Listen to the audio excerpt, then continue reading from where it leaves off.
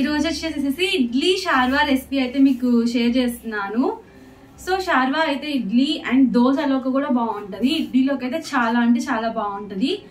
So మన రెసిపీకి అయితే ఏమేమి కావాలంటే 2 big size tomatoes and 2 small size onions తీసుకోండి. ఫస్ట్ వాటిని అయితే హాఫ్ ఏమో ఇట్లా కట్ చేసి పెట్టుకోండి. మిగిలిన హాఫ్ తీసి పెట్టుకోండి, మనం గ్రైండ్ చేసుకోవడానికి యూజ్ చేసుకుందాం. నెక్స్ట్ అల్లం వెల్లుల్లి పేస్ట్, కారం 1 టేబుల్ స్పూన్, సాల్ట్, పసుపు అండ్ గరం మసాలా అండ్ ధనియా పొడి. అండ్ ఇది వచ్చేసి సీక్రెట్ ఇంగ్రీడియంట్ అనమాట, దీనివల్ల టేస్ట్ అయితే చేంజ్ అయిపోతుంది. శనగపప్పు అండ్ ఎండు కొబ్బరి అండ్ గసాలు, ఇవి కూడా మనం మిక్సర్లో వేసుకోవాలన్నమాట. అండ్ వీటితో పాటు మనకి చెక్క, లవంగాలు అవి ఉంటాయి కదా, మనం బిర్యానీలో కానీ కర్రీస్లో కానీ యూజ్ చేసుకుంటాం కదా, అవి కూడా యాడ్ చేసుకోండి. అండ్ 1 గ్రీన్ చిల్లీ, ఇంకా కరివేపాకు ఉంటే కరివేపాకు, కొత్తిమీర ఉంటే కొత్తిమీర కూడా యూజ్ చేసుకోండి. మన అవైలబిలిటీని బట్టి ఆ 2 యూజ్ చేసుకోండి. ఫస్ట్ అయితే ఆయిల్ తీసుకోండి, ఒక 2 టేబుల్ స్పూన్ ఆయిల్ తీసుకొని అది కొంచెం వేడయ్యాక అందులో ఏంటంటే మనకి ఓల్ గరం మసాలా అవి ఉంటాయి కదా, చెక్క, లవంగాలు, నెక్స్ట్ పువ్వు అవన్నీ ఉంటాయి కదా, అవి వేసుకొని కొంచెం అయితే సోంపు వేసుకోండి. ఈ సోంపు వల్ల ఏంటంటే ఫ్లేవర్ అనేది బాగుంటుంది అన్నమాట. సో ఉంటే మటుకు ఖచ్చితంగా అయితే సోంపు అయితే వేసుకొని మిక్స్ చేయకండి.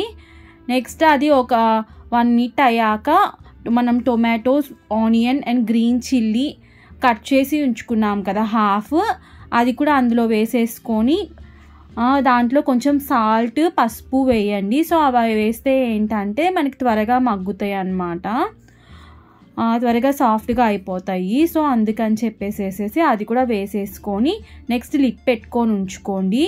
ఇంతలోపు అవి అయిపోయేలోపు టొమాటోస్, ఆనియన్స్ మిగిలిన హాఫ్ తీసుకున్నాం కదా అవి, నెక్స్ట్ గసాలు, శనగపప్పు అండ్ కొబ్బరి అనేది మరీ ఎక్కువ క్వాంటిటీ అయితే తీసుకోకండి. సో ఫ్లేవర్ అనేది డామినేట్ చేస్తుంది అనమాట. మన షేర్వాలో అన్ని ఫ్లేవర్స్ కరెక్ట్గా ఉండాలంటే కొబ్బరి ఒక చిన్న పీస్ తీసుకోండి, దాంట్లో కొంచెం వాటర్ వేసేసేసి నీట్గా మంచిగా స్మూత్గా పేస్ట్ చేసేసుకోండి. సో ఇలా అయితే చేసుకోండి. మనకి అది అయిపోయేలోపు ఇది కూడా అయిపోయిందనమాట స్మూత్గా. నెక్స్ట్ ఏంటంటే ఒక స్పూన్ అల్లం వెల్లుల్లి పేస్ట్ తీసుకొని దాన్ని కూడా చక్కగా ఒక 2 మినిట్స్ ఫ్రై చేసుకోండి, రా స్మెల్ పోయేదాకా ఫ్రై చేసుకోండి. ఇంకా నెక్స్ట్ అయిపోయాక ఏంటంటే మనం పేస్ట్ చేసుకున్న పేస్ట్ వేసేసుకోవడమే.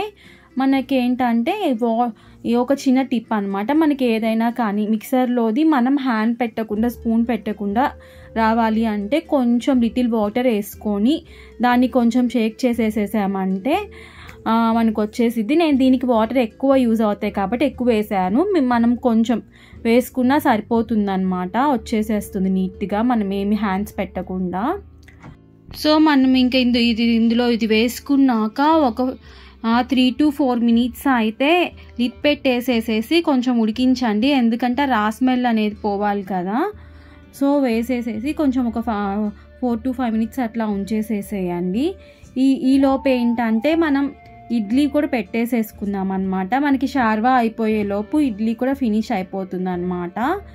సో నేనైతే ఇడ్లీ బ్యాటర్ మనకి ముందు రోజు మార్నింగ్ పెట్టుకునేపైతే ముందు రోజు ప్రిపేర్ చేసి పెట్టుకోండి, లేదు ఈవినింగ్ పెట్టుకునే పైన అయితే మార్నింగ్ వేసి పెట్టుకోండి. సో ఏంటంటే ఫెర్మెంట్ అయిపోతుంది బ్యాటర్. సో చక్కగా ఇడ్లీ మనకి పెట్టేసేసుకోండి. నేనైతే చిన్న ప్లేట్స్ కూడా చిన్న స్మాల్ ఇడ్లీ కూడా ఉంటాయి కదా, బటన్ ఇడ్లీ, అవి కూడా పెడుతుంటాను అనమాట. మా పాపకైతే అట్లా ఇష్టము, సో అట్లా పెడతానమాట. బటన్ ఇడ్లీ కూడా ఒక ప్లేట్. నెక్స్ట్ అది కూడా పెట్టేసుకొని స్టవ్ మీద. సో మనకి ఇది అయిపోయేలోపు అది కూడా కుక్ అయిపోతుంది ఇడ్లీ. సో మనకి ఇట్లా ఆయిల్ కొంచెం పైకి తేలుతుంది అనమాట, అప్పుడు కొంచెం మనకి రుచికి సరిపడినంత కారం అనేది కొంచెం ఎక్కువే వేసుకోండి. నెక్స్ట్ ఏంటంటే గరం మసాలా, ధనియా పొడి కూడా వేసేసేసుకొని నెక్స్ట్ మనకి ఒక 2 టీ గ్లాసెస్ వాటర్ అయితే తీసుకోండి. వాటర్ అనేది ఏంటంటే మన కన్సిస్టెన్సీకి తగ్గట్టు తీసుకోవచ్చు, బట్ దీంట్లోకి ఏంటంటే మనం తీసుకున్న క్వాంటిటీకి ఒక ఫుల్ గ్లాస్ లేకపోతే 2 టీ గ్లాసెస్ అయితే సరిపోతుందన్నమాట. చూడండి అట్లా ఉంటే సరిపోతుంది. సో ఇంకొక 5 మినిట్స్ మనం ఏంటంటే లిడ్ పెట్టేసుకొని ఉడికిచ్చేసేసుకుంటే మనకైతే షార్వా అనేది రెడీ అయిపోతుంది అన్నమాట. సో లిడ్ పెట్టించుకొని ఉడికించేసేద్దాము.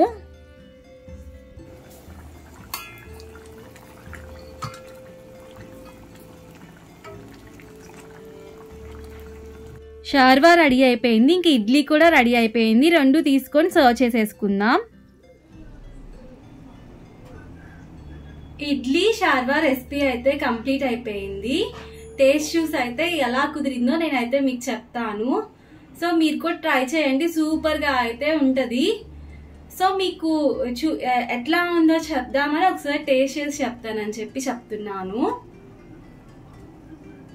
సో తిని చూద్దాం ఎట్లా ఉందో. వేడి వేడి ఇడ్లీ,